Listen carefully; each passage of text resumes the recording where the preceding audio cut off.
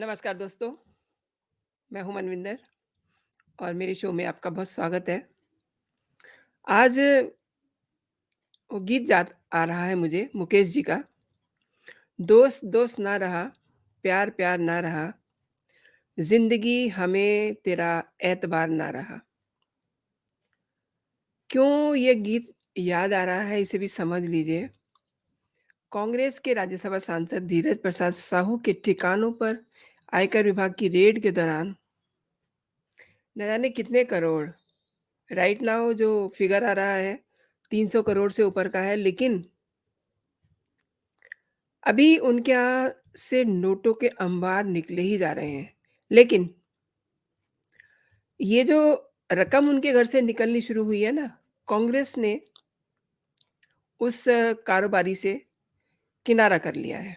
कहाँ तो इतनी दोस्ती, गलबैयाँ डाले, फ़ोटो सोशल मीडिया पे डाले और अब जब इनकम टैक्स की टीम घर पे नोट गिन रही है, मशीनें थक के चूर हो गई हैं, तो दोस्त यानी कि राहुल गांधी ने यानी कि कांग्रेस ने उनसे किनारा कर लिया है।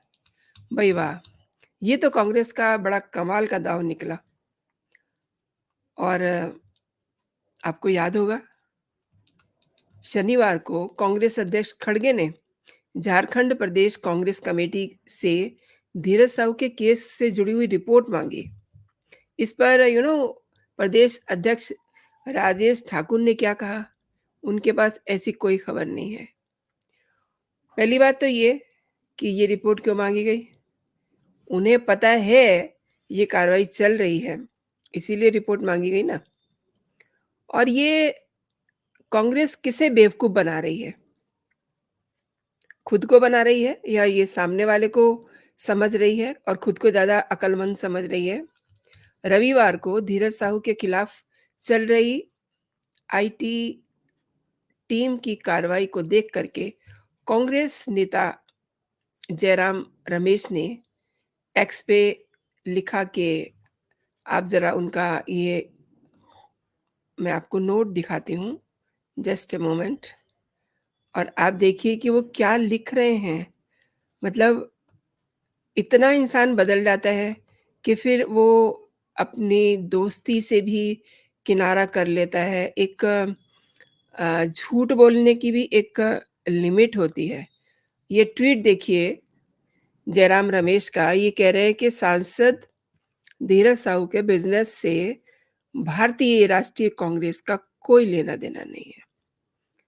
सिर्फ़ वही बता सकते हैं और उन्हें ये स्पष्ट करना भी चाहिए कि कैसे आयकर अधिकारियों द्वारा कथित तौर पर उनके ठिकानों से इतनी बड़ी मात्रा में कैश बरामद किया जा रहा है। अब ये ट्वीट अपने आप में और ज़्यादा सिर घुमाने वाला है कि कांग्रेस को तो कुछ पता ही नहीं है, कांग्रेस तो उन्हें जानती नहीं है। इसीलिए मैंने शुरुआत में 2 लाइनें आपसे शेयर की थी कि दोस्त दोस्त ना रहा। काले धन के कारोबार ने कांग्रेस की शायद से बुद्धि हर ली है। इतना तो आप जान रहे हैं ना कि झारखंड से कांग्रेस के राज्यसभा सांसद धीरज साहू के ठिकानों पर बुधवार से आयकर विभाग की छापेमारी चल रही है और अब तक 300 करोड़ से अधिक की नकदी बरामद हो चुकी है। और पहली बार ऐसा हुआ है कि इतनी बड़ी रकम आईटी विभाग ने, इनकम टैक्स डिपार्टमेंट ने बरामद की हो किसी से। और अभी ये गिनती चले जा रही है क्योंकि मशीनें खराब हो रही हैं। गिनते-गिनते उनकी भी साँस फूल गई है। न जाने इनकी काला धन भरते हुए साँस फूली होगी या नहीं। अब कांग्रेस ये कह रहे हैं कि हमें कुछ पता नहीं है।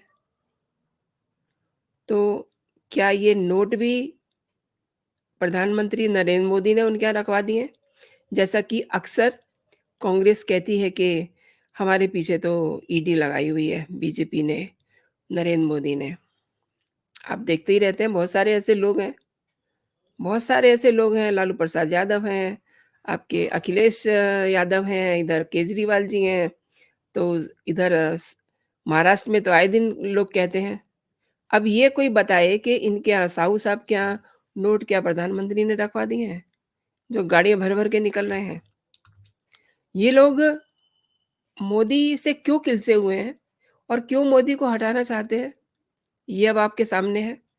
इसमें कोई हम अपनी तरफ से लाग लपेट नहीं कर रहे हैं और ये जो षड्यंत्र रच रहे हैं कांग्रेस एंड इंडिया अलायंस वाले, ये अब सबके सामने खुल के अपने आप से ही आ रहे हैं।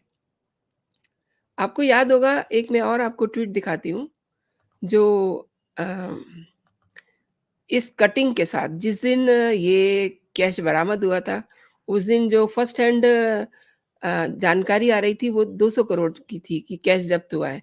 लेकिन the very next day Narendra Modi ने ट्वीट ये जारी किया था एक्स पे कि देशवासी इन नोट के ढेरों को देखें और फिर इनके नेताओं के ईमानदारी के भाषण सुनें और जनता से लूटा है, उसकी पाई-पाई लौटानी पड़ेगी, ये मोदी की गारंटी है। तो अब कांग्रेस की बड़ी मजबूरी बन गई है कि वो कहें कि वो तो हमारा दोस्त था ही नहीं, हमें तो उसके बारे में कुछ पता ही नहीं, कांग्रेस का कुछ लेना-देना है ही नहीं। अब कांग्रेस करे तो क्या करे? देश समझ रहा है कि आगे भी ना जाने कितनी अलमारियाँ और कितने नोट उनमें भरे हुए होंगे, ये तो आने वाला वक़्त ही बताएगा। लेकिन अब ये अलमारियाँ खुलनी शुरू हो गई हैं। ये जो मोहब्बत की दुकान थी ना, इसमें जो भी राशन पानी भरा हुआ था सबके सामने है।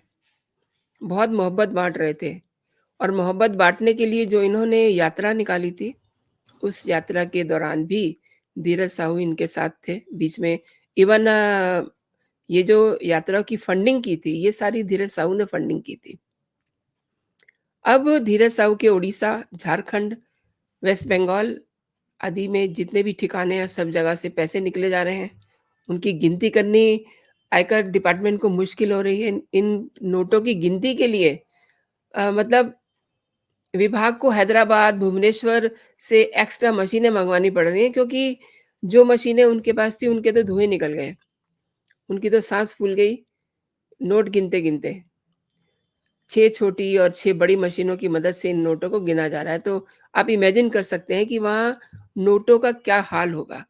इतनी ज़्यादा, इतनी बड़ी मात्रा में इसे नोटों को गिनते-गिनते अब तक कई मशीनें खराब हो चुकी हैं और जो मशीनें आ रही हैं, वो भी लगातार खराब हो रही हैं क्योंकि हीट अप हो रही हैं।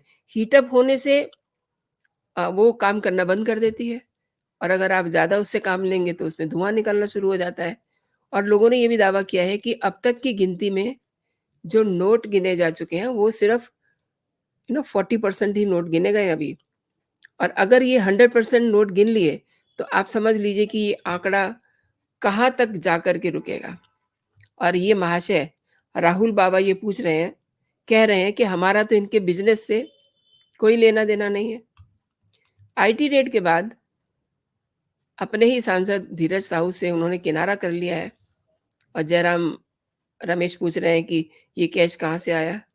अब इन्हें दोगलेपन की बात करते हुए शर्म भी नहीं आती है। हद है ना?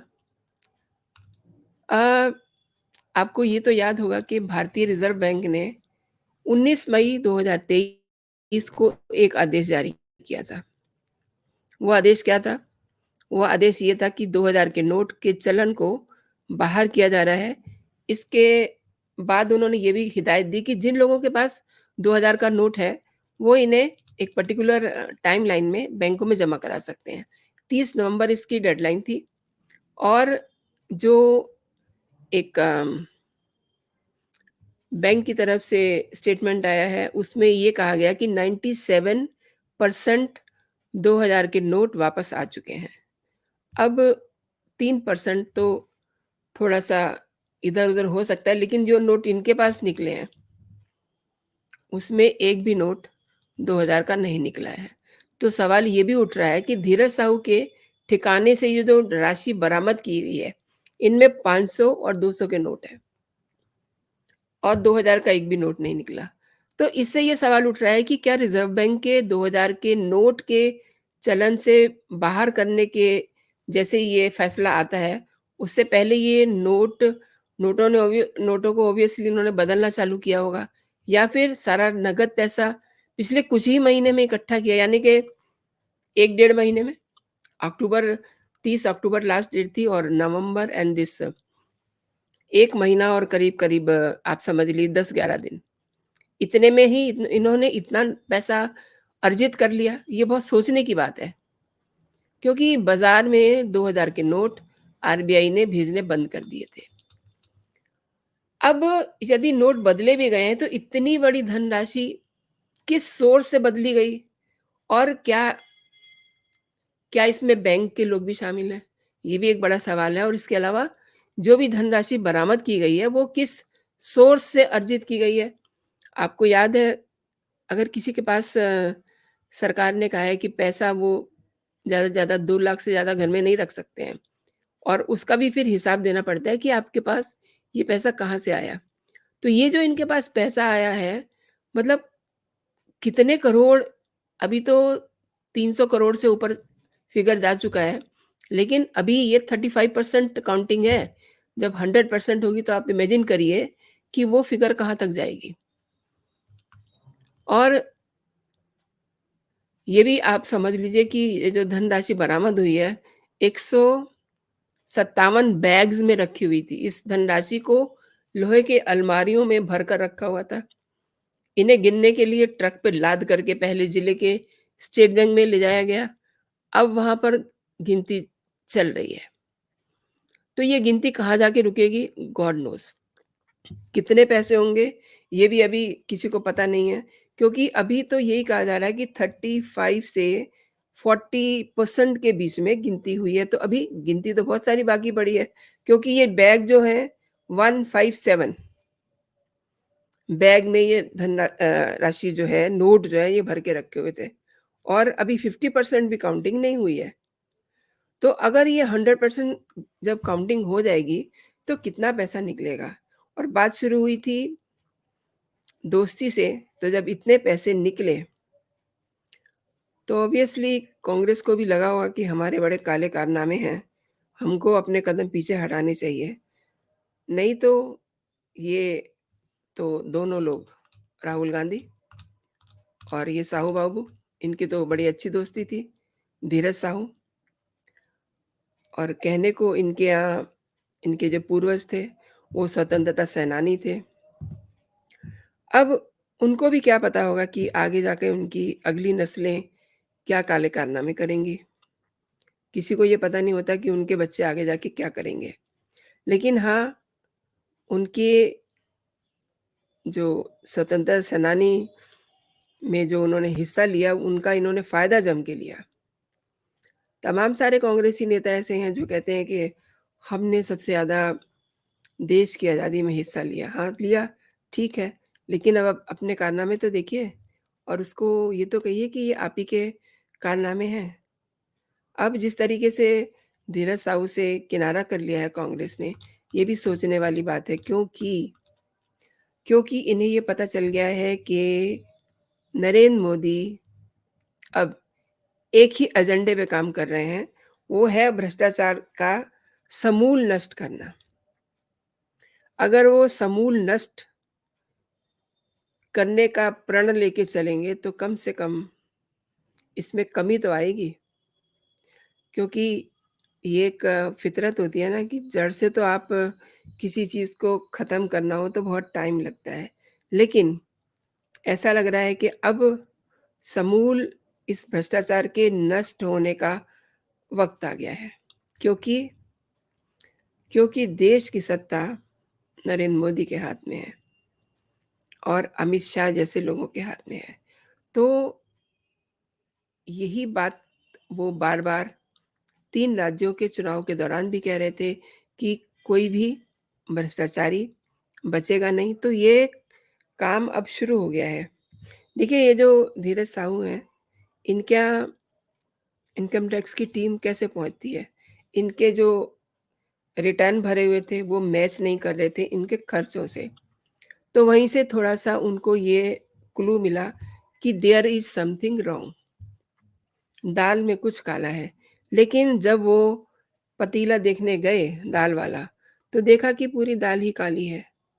तो उनके तो होश फाख्ता हो गए और तभी से नोटों की गिनती जारी है। लेकिन सबसे बड़ी बात ये है कि कांग्रेस ने अपना पल्ला झाड़ लिया है अपने बचाव में, क्योंकि उन्हें पता है कि चुनाव आ रहे हैं। लेकिन दोस्तों, क्या ये देश की जनता भूलेगी कि ये पहले तो बहुत सपोर्ट कर रहे थे। इनकी भारत जोड़ो तोड़ो जो यात्रा थी, उसको फंडिंग इन्हीं साहू बाबू ने की। और भी तमाम सारे ऐसे काम हैं जो इनकी दोस्ती को बताते हैं। और आज आज वाक़ई में जो ये ट्वीट है, बहुत कुछ कह रहा है कि भारतीय राष्ट्रीय कांग्रेस से धीरज साहू के बिज़नेस से का कोई लेना-देना नहीं है। उन्हें बताना चाहिए उन्हें बताना चाहिए कि ये पैसा कहाँ से आया। और एक बात कांग्रेसियों से भी तो पूछनी चाहिए। ये हर जगह जब भी इन्हें मंच मिलता है, तो ये एक ही बात कहते हैं, अडानी ये, अडानी वो। तो क्या ये पैसा अडानी के घर से निकला है? ये पैसा तो इन्हीं कांग्रेसियों के घर से निकला है। अब इस बात को ये स्पष्ट करें कि भ्रष्ट कौन है, बेईमान कौन है, चोर कौन है? ये बताएँ अब कि चोर कौन है? तो दोस्तों, आपने मेरा पूरा वीडियो देखा, धन्यवाद। एक बात जो मैं हमेशा कहती हूँ, फिर कहूँगी कि आपको अगर मेरे कंटेंट पसंद आ रहे हैं, तो आप इस वीडियो को लाइक कीजिएगा और इस वीडियो पे आप अपनी टिप्पणी ज़रूर दीजिएगा, ताकि मुझे पता चले कि आप मेरे कंटेंट को पसंद कर रहे हैं। एंड वन मोर थिंग, अगर अभी तक आपने मेरा चैनल सब्सक्राइब नहीं किया है, तो मेरे चैनल को आप सब्सक्राइब भी कर लीजिए, ताकि जो भी मेरा कंटेंट हो, आप तक सबसे पहले पहुँचे। तो अभी के लिए इतना ही दोस्तों, आप अपना और अपनों का ख़्याल रखिए, खुश रहिए, स्वस्थ रहिए। जय हिंद, जय भारत।